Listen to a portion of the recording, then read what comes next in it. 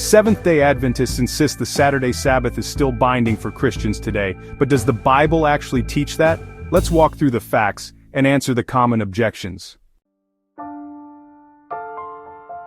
Objection #1. The Sabbath was given at creation for all humanity. Genesis 2 says God rested on the seventh day, but there's no command for Adam, Noah, or Abraham to keep it. Nehemiah 9:13-14 tells us God made his Sabbath known at Sinai, meaning it was revealed to Israel, not kept universally before. The Sabbath was assigned between God and Israel forever. Exodus 31:13. It was part of the Old Covenant, not a universal moral law for all nations.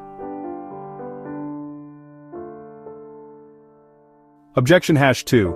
The Ten Commandments are eternal moral law, and the Sabbath is part of them. Yes, but the Sabbath isn't the same kind of moral law as do not murder or do not steal. It's tied to sacrifices and festivals. Numbers 28, 9-10 commands special sacrifices every Sabbath.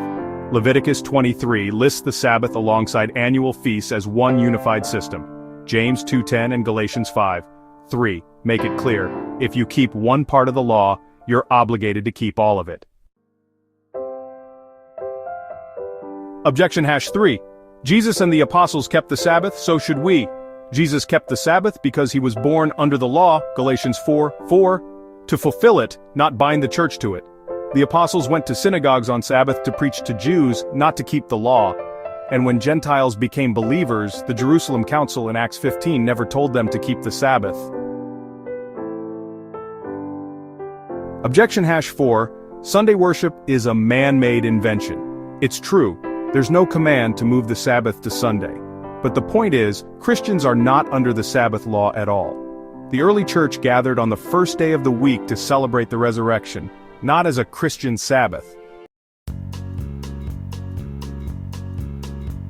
Objection #5. Colossians 2 only refers to ceremonial Sabbaths, not the weekly Sabbath. Wrong. The phrase festival, new moon, or Sabbath is a standard Old Testament formula that always includes the weekly Sabbath. See 1 Chronicles 23:31, Ezekiel 45:17. Paul's point, all of them were shadows fulfilled in Christ. Objection #6. Hebrews 4 says the Sabbath remains for God's people. Hebrews 4 is about entering God's rest through faith in Christ.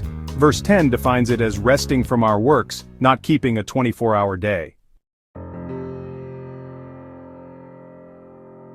Objection #7.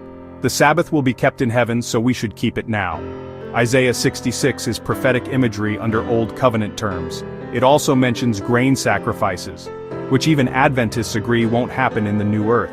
Sabbath to Sabbath here means continually, not a return to Old Covenant laws. In Christ, the Sabbath law has been fulfilled. The shadow has given way to the reality. The apostles did not impose Sabbath keeping on Gentile believers, and the New Testament warns against being enslaved to the old system, Galatians 4:9-11.